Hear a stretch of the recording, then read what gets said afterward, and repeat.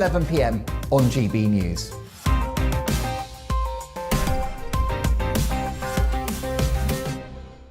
Hi there, it's Stephen and Anne. At breakfast from 6 a.m, you'll always be caught up with everything you need to know, the latest headlines, opinions and debates. We'll bring you the good news and the bad, but most of all, we're here for you. Remember, send in your views and let us know what you would like us to talk about. That's because we're your news channel. And every morning at 6 a.m, it's breakfast on GB News.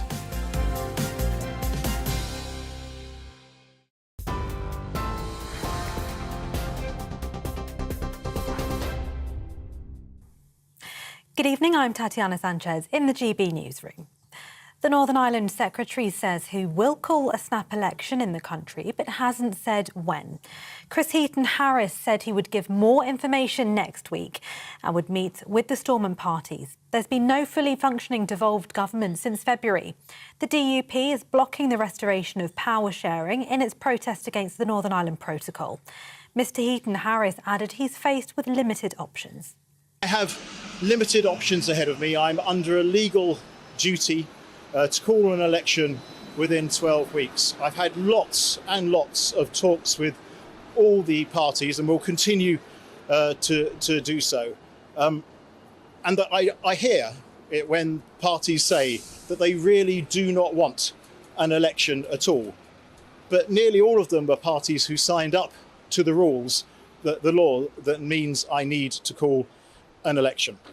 So you'll hear more from me on that particular point next week.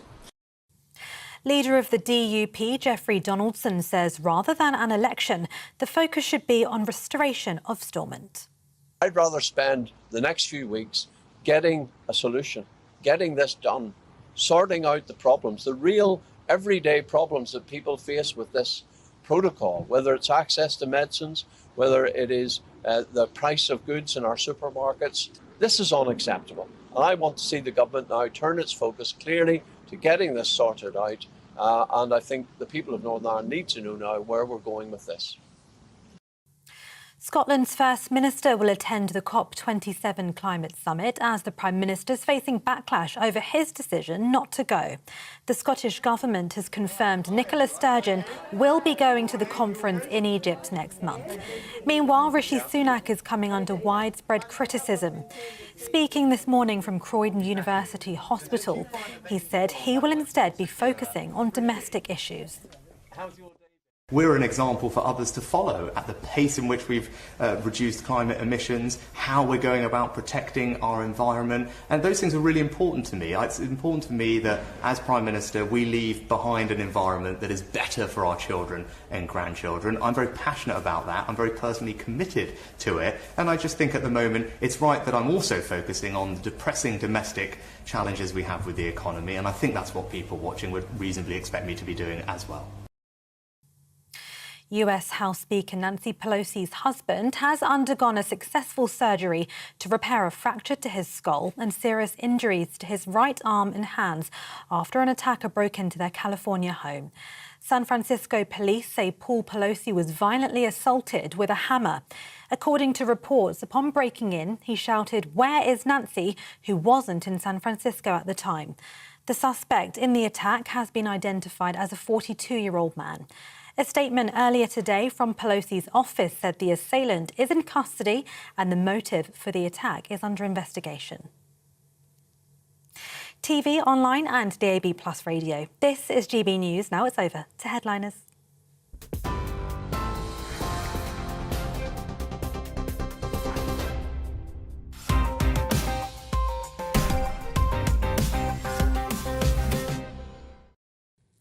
Thanks, Tatiana. I'm Mark Dolan, and this is Headliners, your first look at tomorrow's papers, always in the company of two top comedians. Tonight is no different. I'm delighted to say we've splashed the cash. We've actually eviscerated the programme budget. Lewis Schaefer, welcome to the programme. You get what you pay for is all I'm saying. And Headliners legend, a fixture if you like, irreplaceable, Nick Dixon. Nick, they say no man or woman is bigger than the club. You're bigger than the club. I am, but I also I want to say Headlines is doing so well, Mark. We're 164% up on our radio audience. I want to thank all the radio listeners. And the great thing is it doesn't matter what I look like. Well, exactly, and they're missing out, let's be honest. But if you are listening on DAB+, thank you for your support. Headliners, as does the rest of GB News, goes from strength to strength. It's time now for a look at tomorrow's front pages, and let's start with the Daily Mail.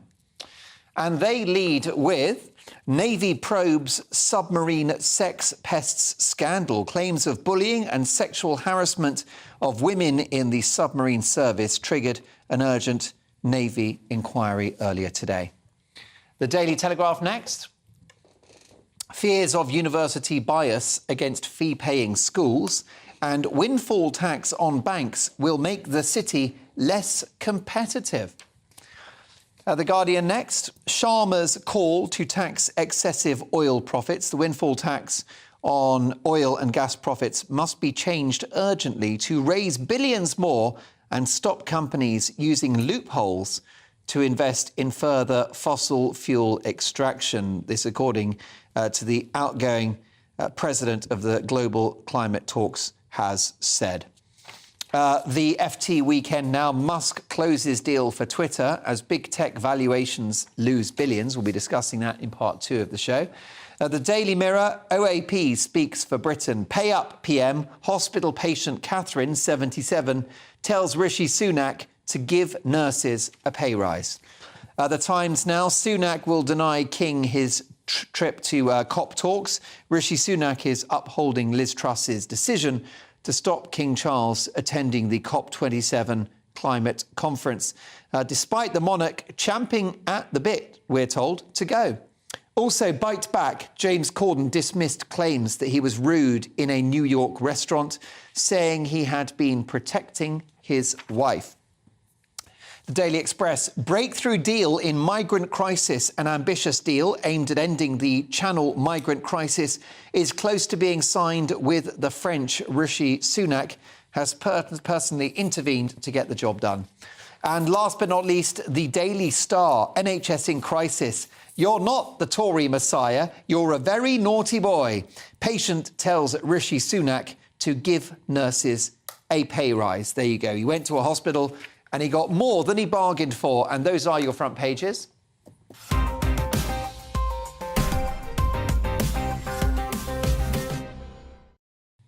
We kick off with the front page of The Guardian and a possible windfall tax on banks. Lewis, tell me more.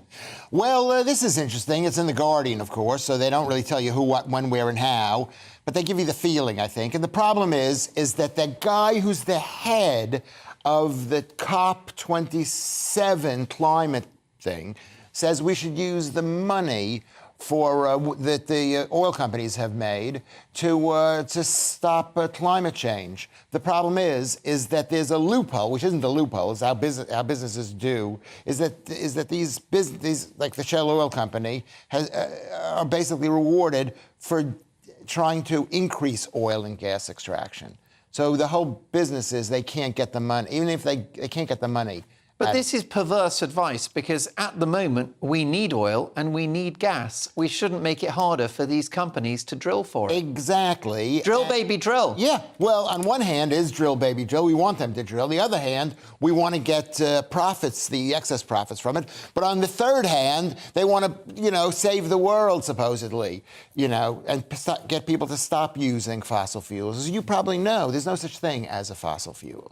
That all of the fuel that comes from our country, that comes from our world, basically came from a flyby from Venus when Venus was extracted from Saturn about 3,500 years ago, possibly 4,500 years, I don't remember correctly, and did a flyby past the country, and it just dumped billions of gallons of petroleum from the planet Saturn. Do you know what? I think you've got a book in you, Lewis Schaefer. Yeah. I really do, and not many would buy it, but I certainly would. Yeah. Nick Dixon, what do you think about this? Because the issue of windfall taxes, they can very easily backfire, can't we? Because we're taxing companies with which we're in partnership. Yeah, I mean, there was a case, wasn't there, made to have a windfall tax, or an additional windfall tax due to the war. The thought was that it's unfair for companies to be benefiting from the war and making all this extra money and that not to be passed back to the taxpayer. So that was a reasonable argument. It's quite interesting, isn't it? Is it Alok Sharma? It's quite interesting, his role, the fact that Sunak's removed him from cabinet, along with Graham Stewart, the climate minister, and yet... And he's not going to COP27. And he's not going to COP27. And he's banned the King from going. Yeah, which we're about to do. But he's also reinstated the fracking ban. So I'm sort of trying to work out where Rishi Sunak is. Is it just that he's Mr. Sensible? You know, he's doing sensible things about the climate rather than excessive? Because people, of course, are panicking like, oh, he doesn't care about the climate because he's removing these people from cabinet, although they're keeping their roles. I think maybe he's just being moderate on the issue and sensible. I think is probably what he's going for. What worries me, Nick Dixon, about these calls for the windfall tax is it makes a good headline, but very often, as I've said, these things backfire. So there's already a windfall tax on excessive profits for energy companies. And we are asking these companies to explore future sources of energy, renewables and also drilling for oil. It's expensive. They don't have to do it. So if we clobber them with taxes, they will not keep up their side of the bargain. I see your argument, Mark. It's much like taxing richer people, they'll just leave the country if you tax them too heavily. That kind of thing. Isn't it true that Shell has made $30 billion?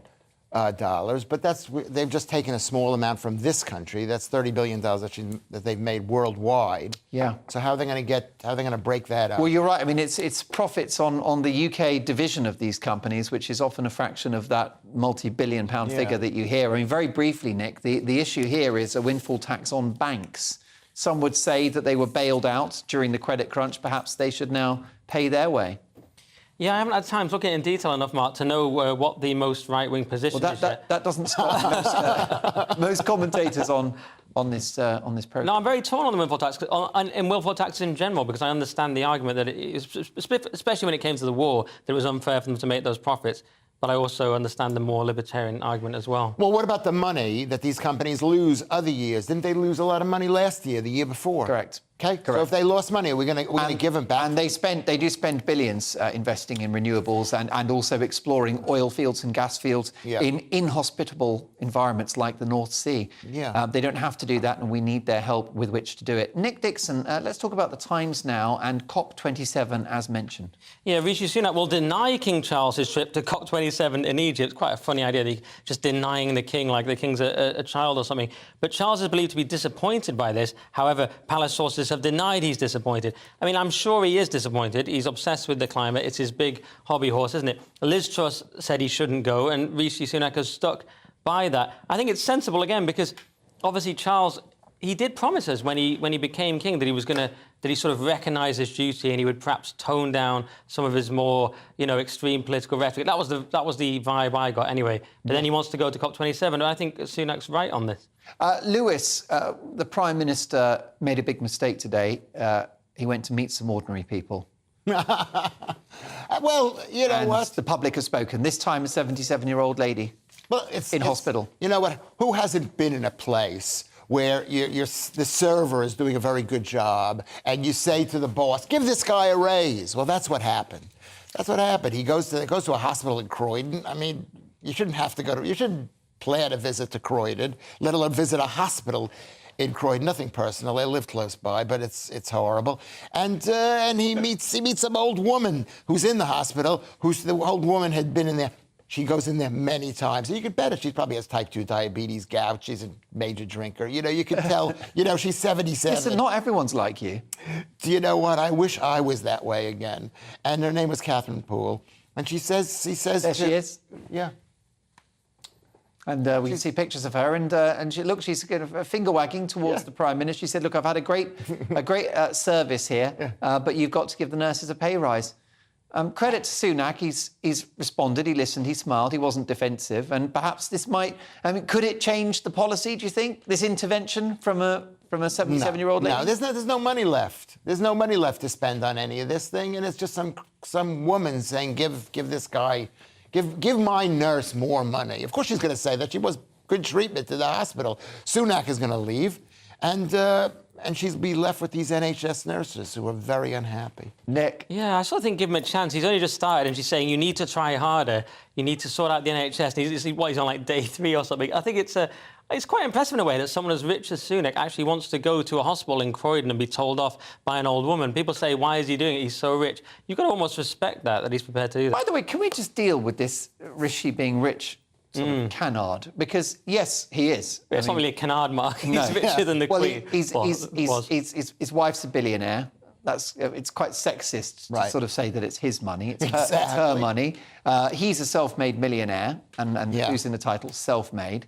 He was not born with a silver spoon in his mouth. But also, most MPs are privileged. They all make 80-odd grand a year plus expenses.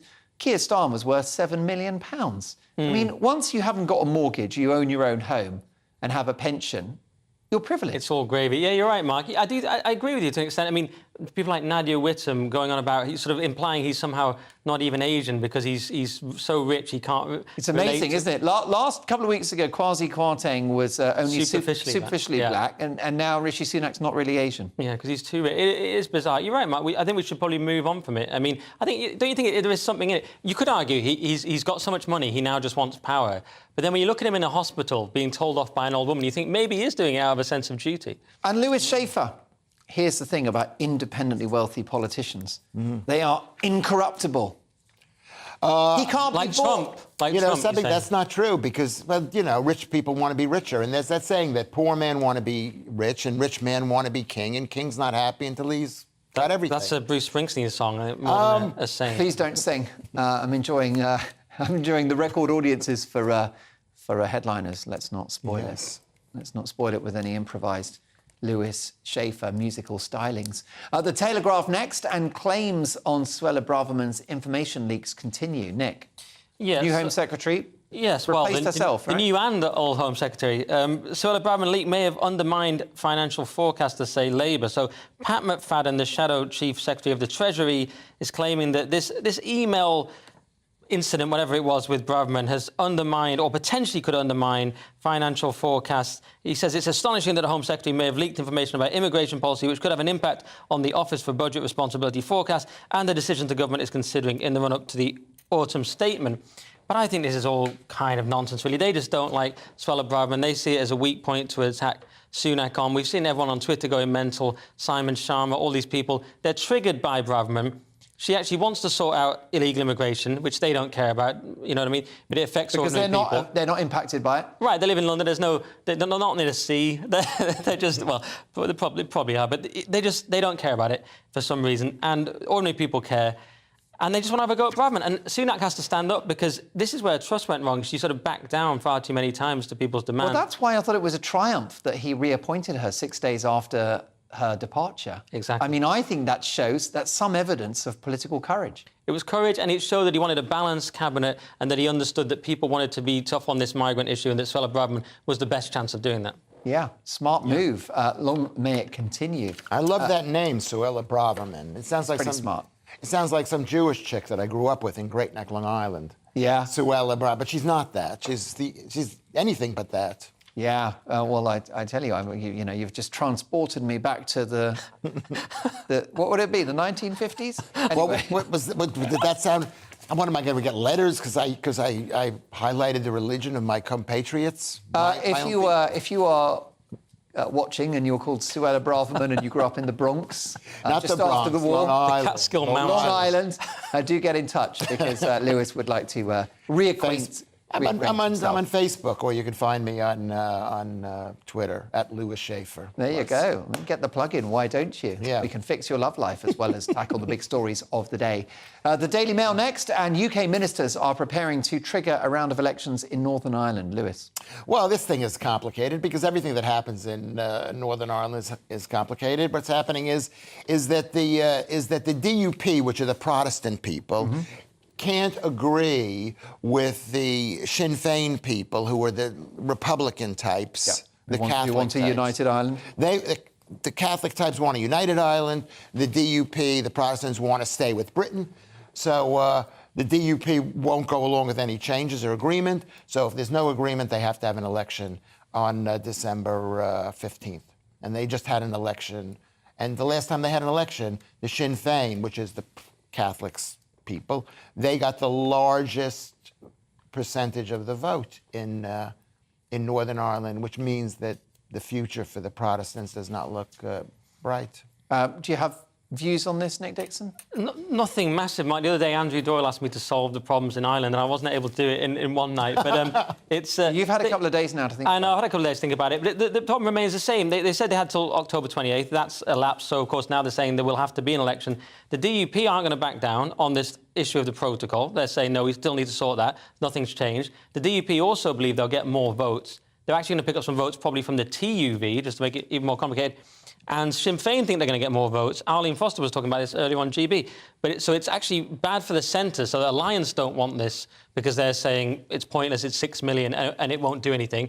And actually Arlene Foster agreed with that, it won't do anything. But the DUP and Sinn Féin are just going, bring it on, we'll just get some more votes. But it's not actually going to change anything. But well done for the DUP, for standing their ground in relation to the Northern Ireland Protocol. Yeah. I mean, it's got to go. It's not fit for purpose, Nick. Yeah, true. I agree. Dividing our country down the Irish Sea, it's a non-starter. The only way for them to win, the Protestants, it's a similar situation that's happening in Israel. Demographics rules, and eventually they're going to have to give in. Sorry. Oh, goodness gracious. Well, there you go. We'll reflect on that as we enter our last story of the section. The Times newspaper and an attack on Nancy Pelosi's husband, Nick.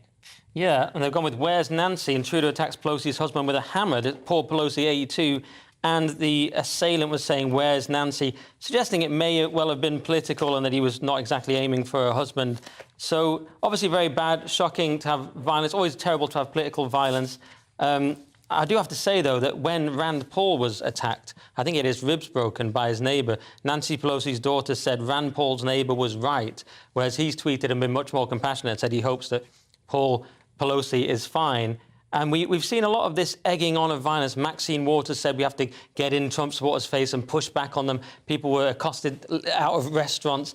And even you could even say that Biden's calling MAGA people semi-fascist is a kind of incitement. And, of course, the Dems were all very pleased to support the BLM riots and so on, which, you know, burning cities down and CNN calling it mostly peaceful. So yeah, causing damage to BAME communities, by the way. Yes, exactly. It was terrible. So it needs to de-escalate. So I'm against all violence, all politically motivated violence, this included. Oh, well said.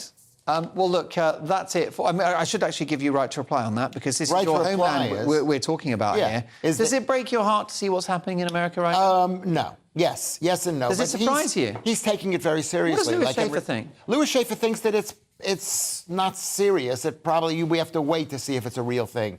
I mean, this Where's Nancy? It reminds me of. I'm surprised Jussie Smollett didn't organize. The actor who faked a race attack on himself. Yes. This is possibly real, but probably it doesn't. Either way, it will be leveraged by the Democrats, won't it, for political advantage? Or it might be their whole thing. Maybe they're doing the whole thing. There you go. Goodness gracious me. Do you want to, stand by that? Because, you know... I'm saying... Nancy's got very deep pockets. There was Lewis. a big... Are you a man of means? There was a big... Do you know a lawyer? I think you could replay the tape. I said maybe. I said maybe. I didn't say it's them, but I wouldn't put it past them. There you go. I'll be your character witness in court, don't worry. Okay. That's it for part one. Next up, we have the big dog. No, not you, Nick Dixon. Elon Musk. Swimming racism and a wig-wearing flasher. See you in two.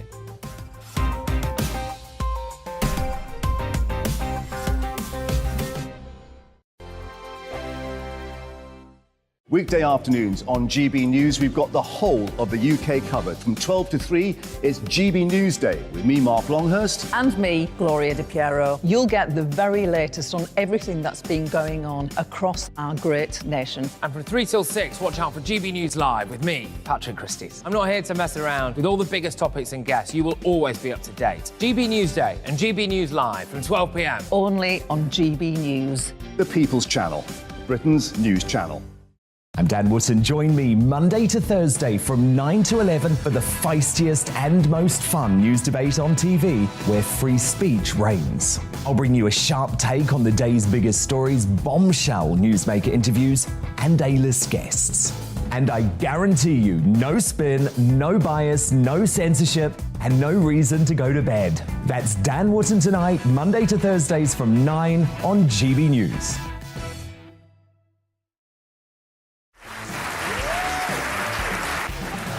My name is Andrew Doyle, Join me every Sunday evening at 7 p.m. for Free Speech Nation. This is a show where we address current affairs and news stories of the week with the help of two wonderful comedian panelists. I brought in comics because I want to give it a lighter edge, and also they work for less. See you there.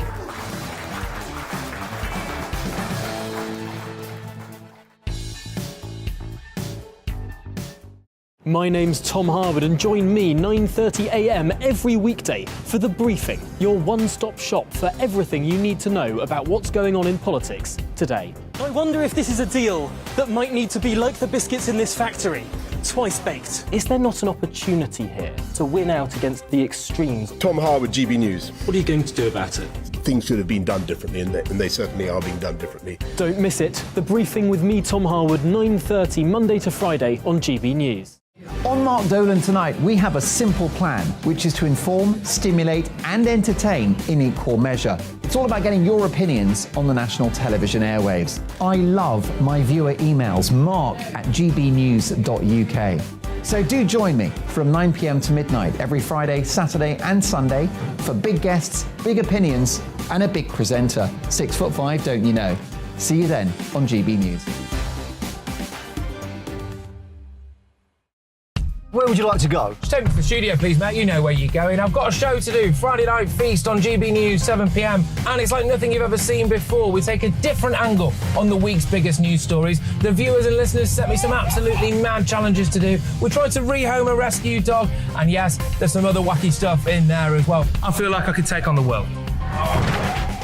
Well, that's that. Friday Night Feast with me, Patrick Christie's, every Friday, 7 till 9 p.m. on GB News. Be there. Join me, Arlene Foster, for The Briefing on GB News. Every Friday at 3 p.m, I'll give you all the latest political news and analysis, and we'll have robust live debate. To make sure that you're caught up on all of the biggest issues of the day, we'll bring on experts in their field.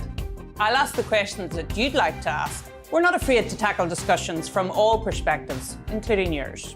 Don't forget, The Briefing with me, Arlene Foster, every Friday at 3 p.m. on GB News.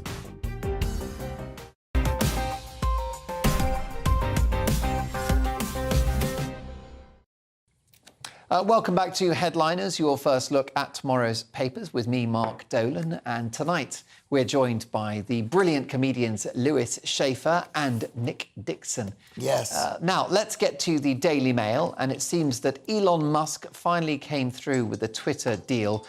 Lewis, first of all, could you just remind everybody that doesn't know who exactly Elon Musk is and why this deal matters? Elon Musk is an African guy who's had five or six wives. Is he going in that book of yours about how the oil came from some hot street? Do you know what? That's the most interesting story ever.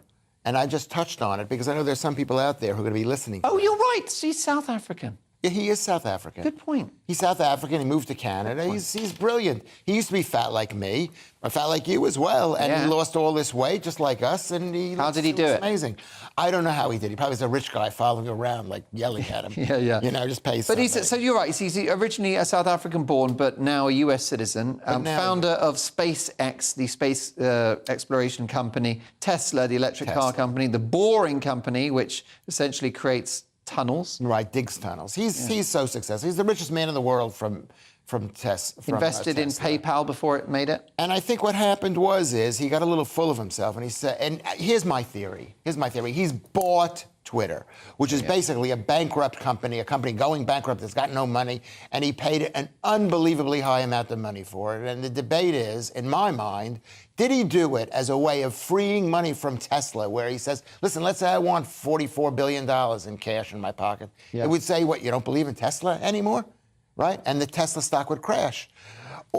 So he takes the money and he says, I'm going to buy something else. It's like when you go to the casino in Atlantic City, there's always a jewelry shop there. So if you win £5,000, you go buy a watch for £5,000. So you have something to show for it, even though the watch is only worth £2,000. You can at least know, I'm not going to gamble that £5,000. And that's, I think, what happened with him. He bought Tesla and he bought Twitter. And for anybody who's on Twitter, and maybe for the entire world, this is the greatest thing that's happened to us potentially is if he opens it up, it becomes back to being a place where we all can go and not be super afraid of what we say. Otherwise, we're sent to the cornfield. Is it just possible, Lewis Schaefer, that he hasn't bought Twitter to make money? He hasn't bought it because it gives him power. Yeah. He's bought it because he wants to make the world a better place. Do you want to know something? What is that, a mic drop? Will you drop the thing? It was a pen drop. You know what? You could be right. You could be right because, like I said, poor man want to be rich, rich man want to be king. King ain't happy till he owns everything, and he wants to have a good future ahead of him as actually doing some good for the world. So it is quite possible he wants to be remembered as a great guy. Nick Dixon, tech expert, what do you think? Yeah, well, that's what he said in his statement. He said, I'm doing this for humanity, whom I love. He says he's not doing it for the money.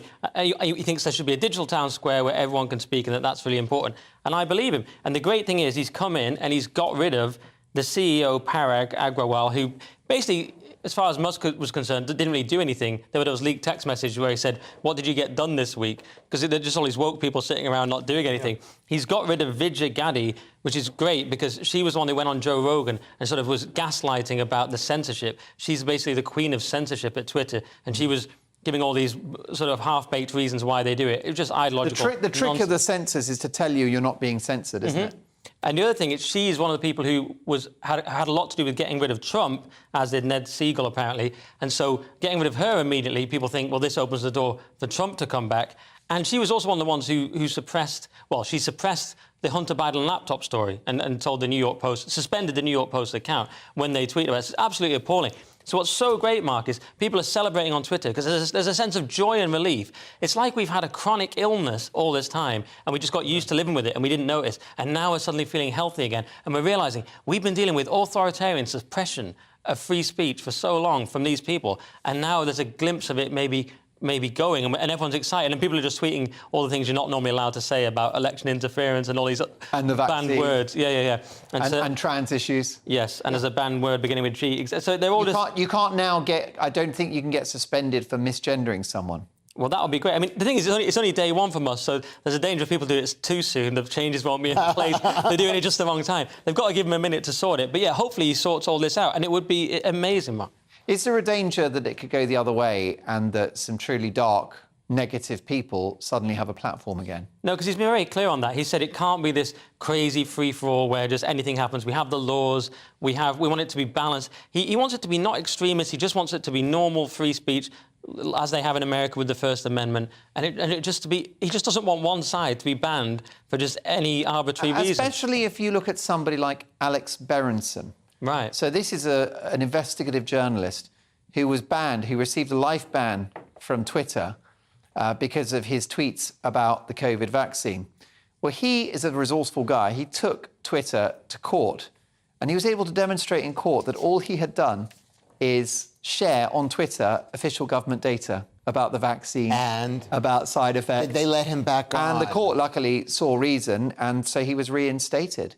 And he became the most powerful man on Twitter because at that point he could tweet anything and he could just say, he could nearly troll Twitter saying, I know you won't like this tweet, but we can go back to court if you want.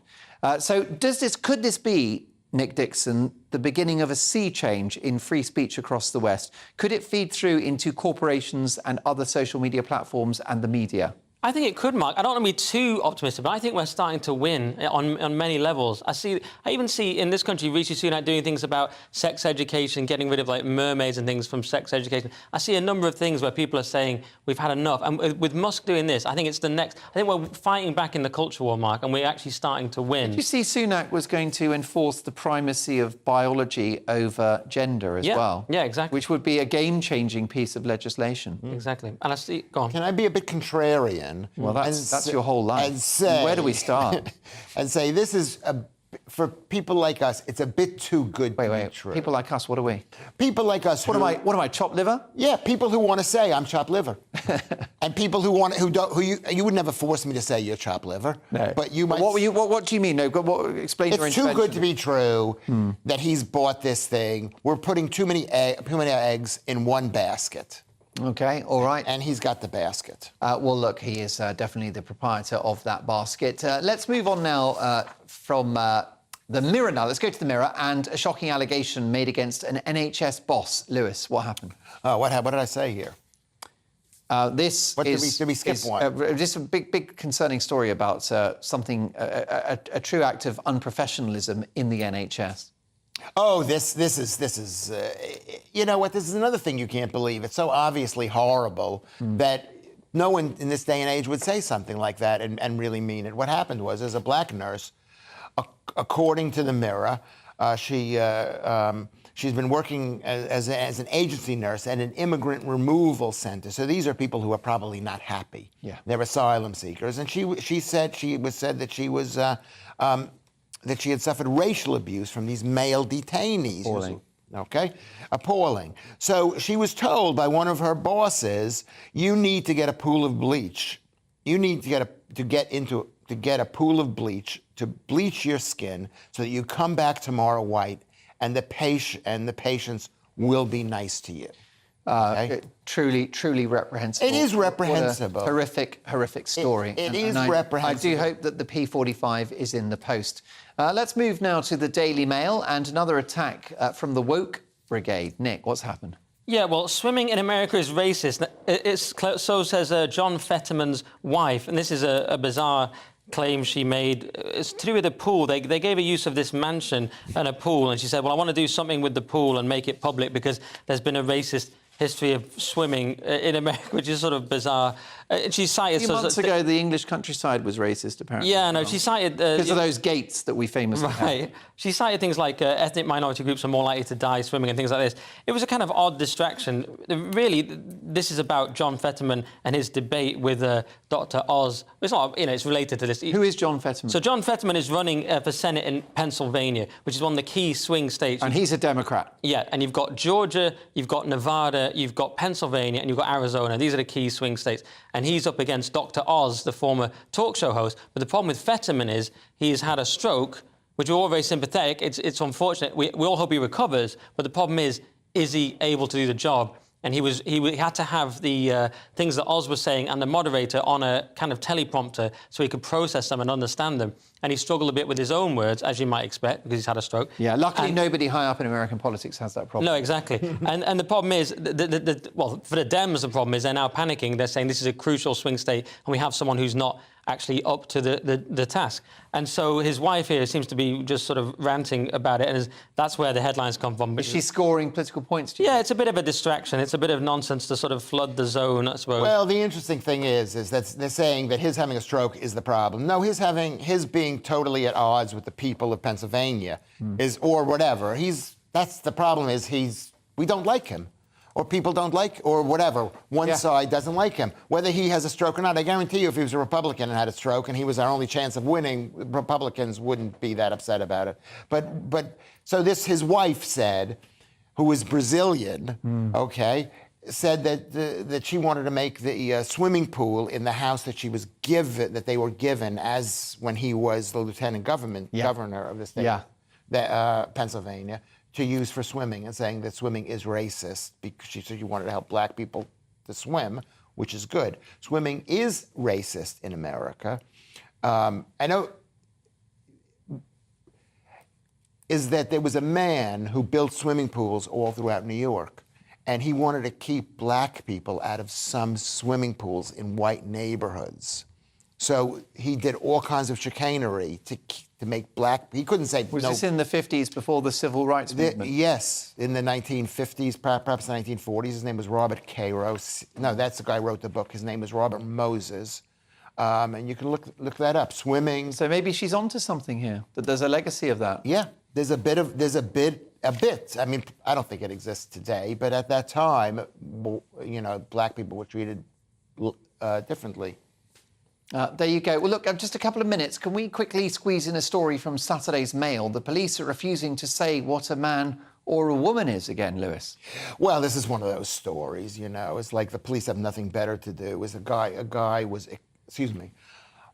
A person was exposed themselves to two teenage girls on a train. He was outside the train. Was it a person with a Willy Winkle? And we don't know. Testicles? We don't know. I've seen the pictures, and it's exactly... It could be a trans woman, couldn't it? I don't know whether it's a trans. I don't know what the. Well, if it's not, it's a biological woman that's let herself go. It's a guy wearing. It's a person wearing a really ugly wig, and having huge breasts and no woman would ever dress like that. Yeah, and so, and what does this story tell us? This story tells us the police are irredeemably woke. That they don't want to hurt the dude's feet, whatever the person was feeling. And I'll tell you, this is a sex pest. A sex pest, smashing people. And I'll tell you something else that's even weirder than this is the Daily Mail, okay, refused to call him. Okay, you don't know, so say him or her. We don't know. But the Daily Mail said they then walked into a shelter at the station and did something to themselves. Masturbated. Are you allowed to say that at this hour? Absolutely not under any circumstances. Okay. Well, I was being conscientious. Well, would you like to apologise for using that word? I didn't use that word. You used that word. Well, I think it's a good point. I didn't use that word. Now, just winding you up, which I love to do. It's my little fun thing.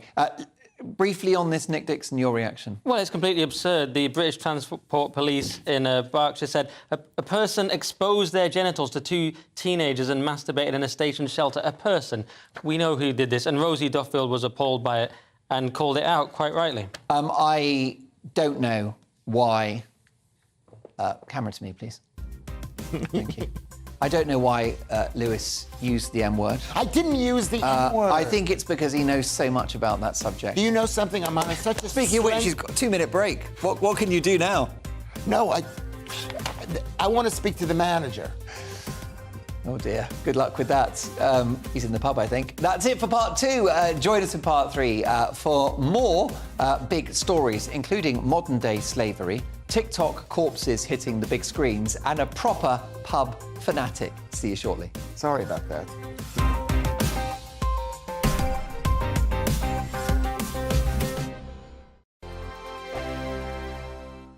Hello there, it's Eamon Holmes here from Breakfast on GB News. We're not just on your television and your screens, you know. We're on DAB plus digital radio, so you can listen to your favourite shows on the move. If you've not yet listened to GB News Radio, it's very simple. We're on your radio player and TuneIn apps, on your smart speaker, phone or tablet, or online at gbnews.uk. Take us with you wherever you go. GB News Radio. You never have to miss a moment of the People's Channel. Hello, I'm Simon Evans. Join me on GB News for Headliners at 11 p.m, where I'll be joined by 2 of the country's top comedians as we take a look at tomorrow's newspapers tonight. If it's a big story, we'll be covering it, I guarantee, but we'll also have some fun along the way. That's GB News Headliners at 11 p.m. We won't put you to sleep, unlike some of the other paper review shows out there. So join us, 11 p.m, 7 nights a week. I'm Mark White. As GB News Home and Security Editor, I cover those key issues that are so important to you. Our authorities, our communities doing all they can to combat violent crime. With the public services under unbearable strain, why are we still failing to control our borders? Defence, the first priority of any government, has been continually hollowed out. Can we trust our politicians to protect the armed forces? Join me, Mark White, on GB News. Join me, Nana Akua, on Friday, Saturday and Sunday afternoons on GB News. Expect fiery debate and passionate discussion as me and my panel tackle some of the biggest topics hitting the headlines. It's a place for everyone's opinion. No one gets cancelled, but no one gets an easy ride. Oh, she's on it today! Be ready for conversations that are fierce, frank, and of course, fun. Every Friday, Saturday and Sunday afternoon from 4 p.m. on GB News. Every morning from 6 o'clock, we'll wake you up with GB News Breakfast with all the stories you didn't know from the night before. So whether it's serious news, entertainment, or your own views from all over our great nation, we're here to kick off your day with a smile. And the national media should be reflecting and reporting what's happening here. You will notice the northwestern accents. Whether you're with us on TV, radio, or online, every morning, it's breakfast from 6 a.m. Hope you can join us. Every Saturday at 2 o'clock, join me, Darren Grimes, for Real Britain. I'm not afraid to give you a platform and say it how it is. Come on, make the case. Something like this is very, very important to people. And we're always up for a laugh on this show. God, honestly, you'd think there were no problems in the world. Real Britain, every Saturday on GB News. On the Mark Steyn Show, we cover the stories a lot of people are scared even to mention. The stuff that really matters with some of the world's biggest thinkers. Now is his opportunity to kind of take the steering wheel of history. Break away from the flop at 8 o'clock on GB News with the Mark Steyn Show. We are GB News. And we'd like to say thank you to each and every one of you for helping our great nation find its voice. We're absolutely everywhere. Across England, Scotland, Wales and Northern Ireland. On TV, on radio and online. We're proud to be the People's Channel, Britain's news channel.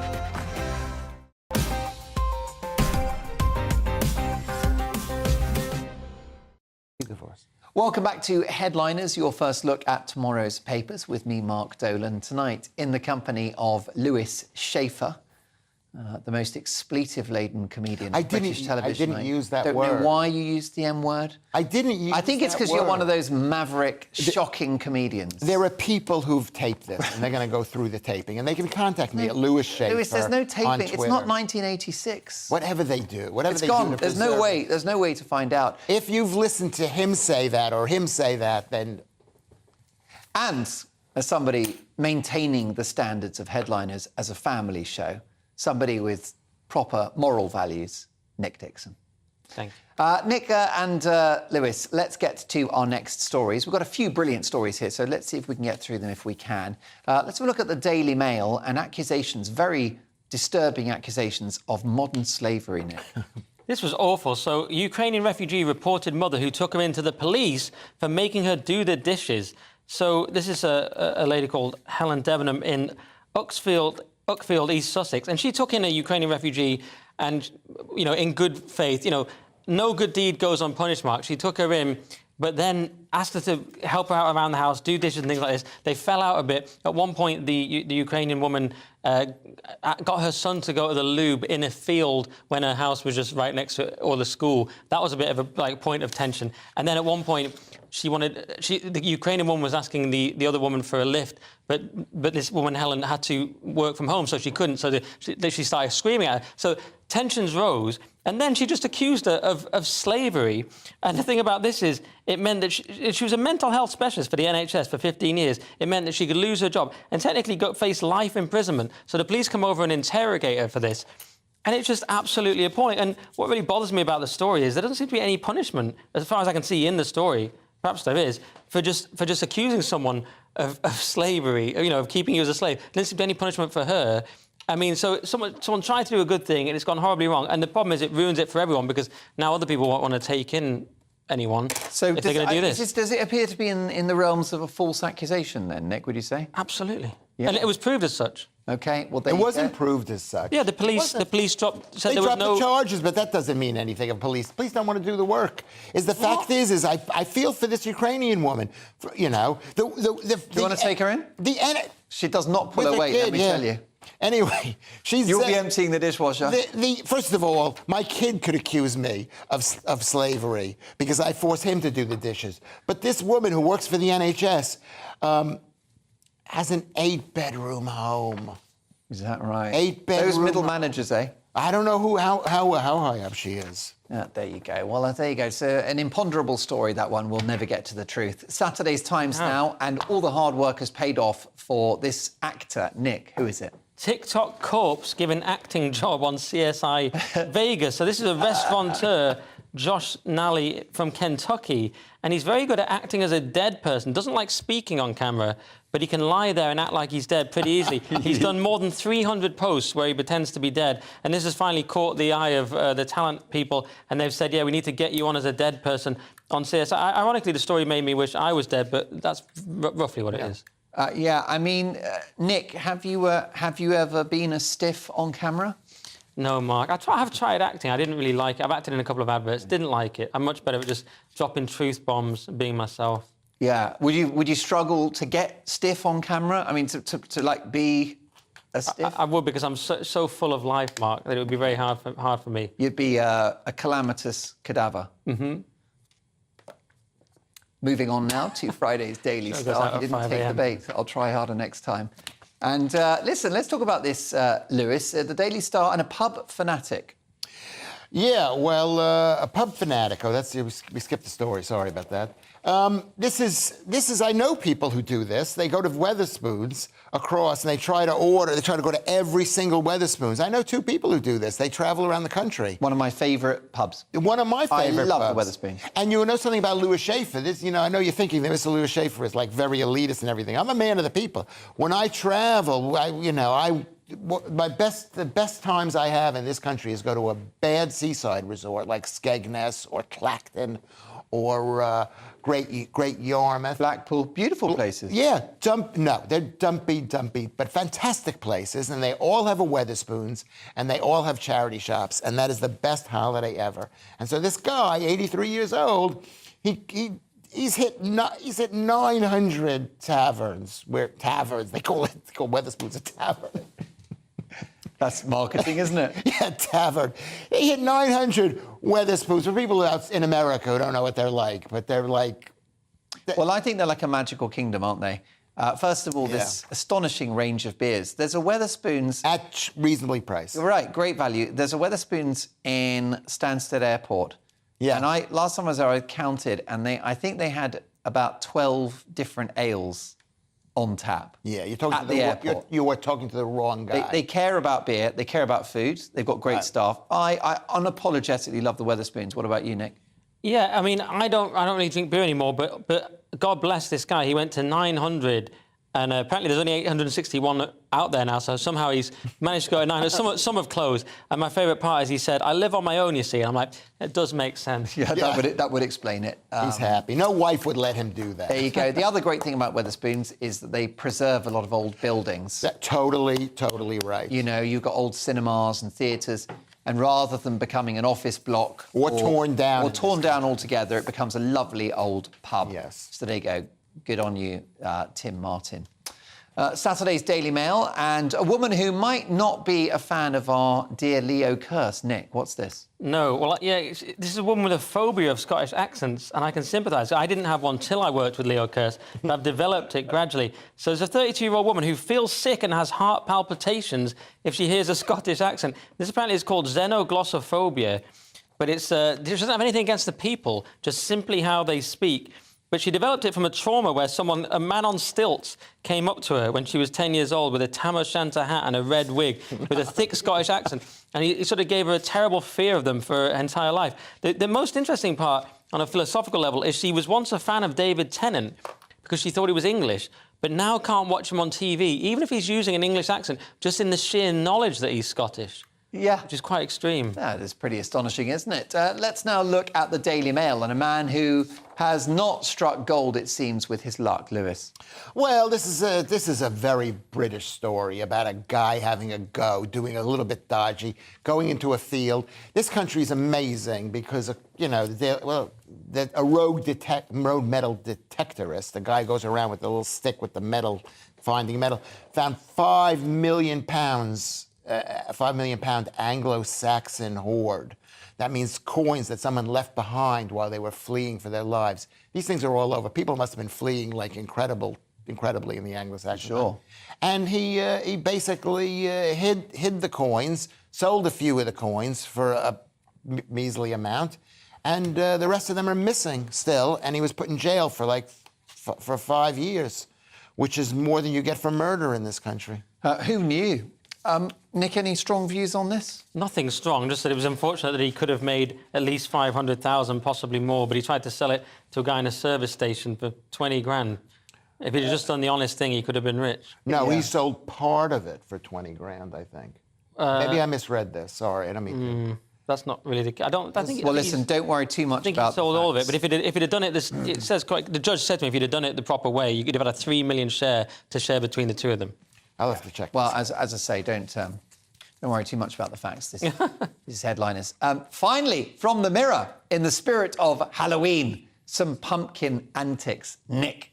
Yeah, a man calls 999 in Morrison's pumpkin row after staff refused to give him 4 pumpkins for free. So 4 candles? Yeah, he basically got a Chucky doll that they thought, because it was displayed with 4 pumpkins, that it came with the pumpkins. But then when it didn't come with the pumpkins, they were so aggrieved, Mark, they did the obvious thing and they called 999 and said, she gave us a pumpkin, now she's taking it back off us. We bought this believing we were going to get 4 pumpkins with it. And then we said, we want all 4. They're in a dish. There's nothing stating pumpkins sold separately. And the 999 people said, caller, I'm going to have to interrupt you for a second. You've called 999 for life or death emergencies about pumpkins. Yeah, will you be buying pumpkins this year? No, because Halloween's a pagan festival that's sort of quasi-satanic. So would it get you in trouble with the man above, basically? Yeah. I'm not going to be buying pumpkins because I'm on a low-carb, plant-free diet. It's interesting you mentioned that because pumpkin is actually an underrated food, isn't it? It roasts very well. Yeah, it's delicious. Pumpkin pie is absolutely one of the best pies. Which is an American delicacy, I yeah, well, I guess it's sort of like a ginger pie. They have other pies that are similar in this country. Yeah. By the way, Halloween, a vulgar American creation, would you agree? Well, actually, it's like everything in America. We took something that you had, that you underdeveloped, that you didn't do much with. You know, all of your holidays you didn't do much with, and we took it and we exploded it because we are great at economic efficiency, and we made it something amazing. And then we bought it back off you.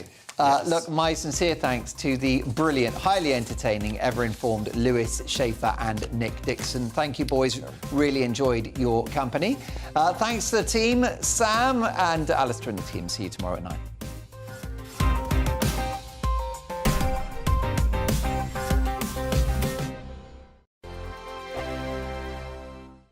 Hi there, it's Stephen and Anne. At breakfast from 6 a.m, you'll always be caught up with everything you need to know, the latest headlines, opinions and debates. We'll bring you the good news and the bad, but most of all, we're here for you. Remember, send in your views and let us know what you would like us to talk about.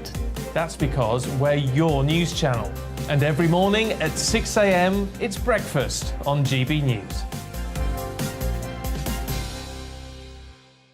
I'm Dan Wootton. Join me Monday to Thursday from 9 to 11 for the feistiest and most fun news debate on TV, where free speech reigns. I'll bring you a sharp take on the day's biggest stories, bombshell newsmaker interviews, and A-list guests.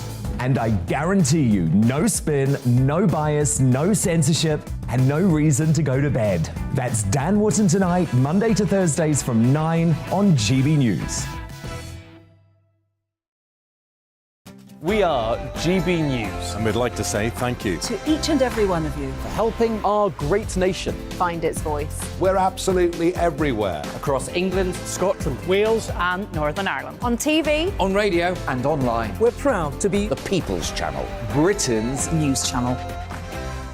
Hello, I'm Michelle Dewberry and you can join me every weekday 6 till 7 on Jubes and Kerr. Me and my panel will get stuck right into the day's events and I can tell you, in fact, I can warn you,